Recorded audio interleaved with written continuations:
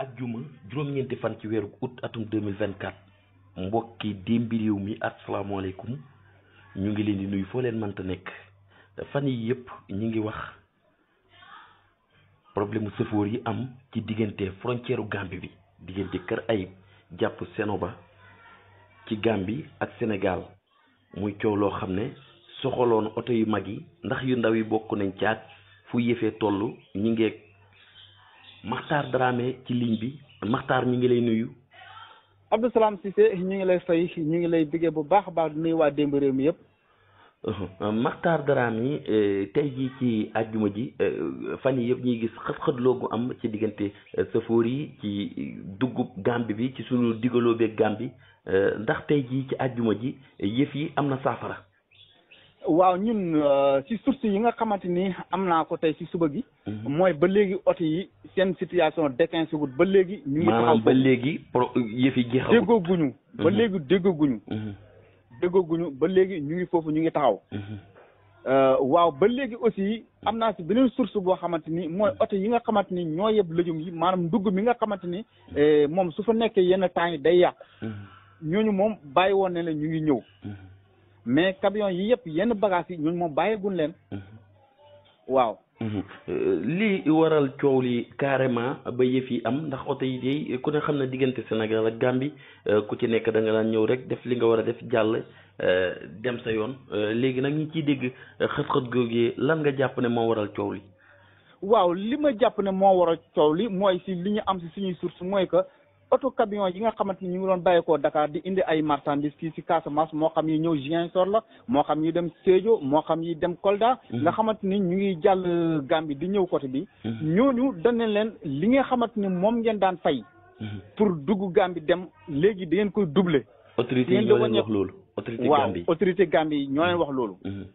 ah léegi nag chauffeur si ne ñoom loolu arrangé wul leen. bu ñuy dem rek lañ koy fay wala ak bu ñuy ñëwi. bu ñuy dem lan koy doon fay mais dana leen léegi aller retour bi ngeen koy fay.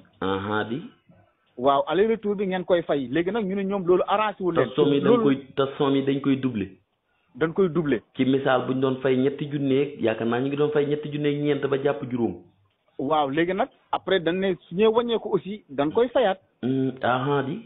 waaw loolu dañuy nag doubler ñetti junneeg lu topp yooyu ñu doon fay dañ koy doubler. voilà. comme bu ñu la dégloo bu baax bu ñu dëpp tamit ñu fayaat doubler boobu. su ñuy wàññee ko aussi dañ koy fayaat. te bu ñu daan dem rek lañ daan fay bu ñu dëpp daanuñ fay lan ko daan fay léegi nag ñu ne ci biir loolu ñoom sëfar si ne loolu mu arrangé wul leen. léegi kon ñoom du ñu dem arrangé wul leen ci la ñu gaare. donc si biir gaare boobu mu ngi fay bëgg a yàgg parce que def neen 15 jours actuellement ni jour tey bii vendredi bi def neen 15 jours foofu. waaw yàgg neen fa. ndax autorité Gambie yeeg yu Sénégal yi jóg nañ ci mbir moom mooy ngir waxtaanee ko. démb am na autorité yu nga xamante ne jot nañ suñuy source yoo xam ne am na autorité yoo xamante ni bàyyi ko neen biir Gambie dem Sénégal.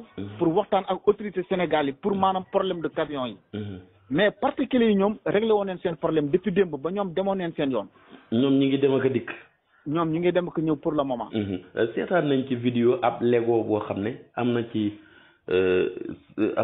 nit yi Gambie yi mu mel ni ab xët-xët bu doon am oto yu ndaw yu doon dem ñu ne leen du ngeen dem.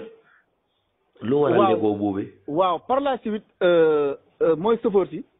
dañu mujj mer. population bi jàppale leen si ñu ne léegi oto Gambie nag dootu duggati Sénégal foofu mooy. Sénégalais yi wax loolu waaw. Sénégalais ñoo wax loolu. aussi Gambiens yi aussi ñoom tamit ñu dem poste Sénoba bi ñu demee poste Sénoba ñoom tamit ci frontière foofu ñoom ñu ne benn oto Sénégal du dugg. loolu moo indi woon démb soo xoolee démb ci vidéo bi moo indi woon démb particulier yi ak transport en commun yi nga xamante ni ñu ngi gaaroon foofu loolu moo ko indi woon. ñu ngi doon def am na sax ñoo xamante ni ñu bàyyikoon ci Ziguinchor dañu fanaan foofu ci frontière bi. waaw parce que mënuñu woon jàll dañ leen bloqué woon. waaw yëf yi daal Abdou Salam Cissé xawoon na doy waar démb trop. mais par la suite yàlla def na ci ndox mu sedd. xam nga loolu su amee passage yi ñoom dañuy sonn. par rapport ak camion yi nga xamante ne.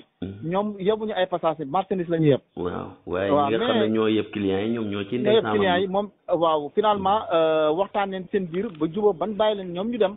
clients yi ay sonn. wallaay mais terewul ba léegi oto yu mag yi ñoom. ñu ngi leen subscribe président su fekkante ne. ba fi ñuy wax ak yow yëf yi waaw su fekkante ne yëf yi. sottiwut fii may wax ak yow. sottikutoon depuis suba sottikutoon. d'accord. waaw jërëjëf kon dinañ ci ñëwaat. incha allahu rabbi ñu ànd wëri xibaar. incha bu ko allah laajee sax ñi wàcc fa incha allahu rabbi. incha allahu rabbi lépp loo xamante ni rusunutu fi rek. ci kàttan na yàlla suñu borom bi dinañ ko yeggalee démbi réew mi. merci beaucoup ñu ngi lay jaajëfal bu baax. jërëjëf Abdou Salam. jërëjëf.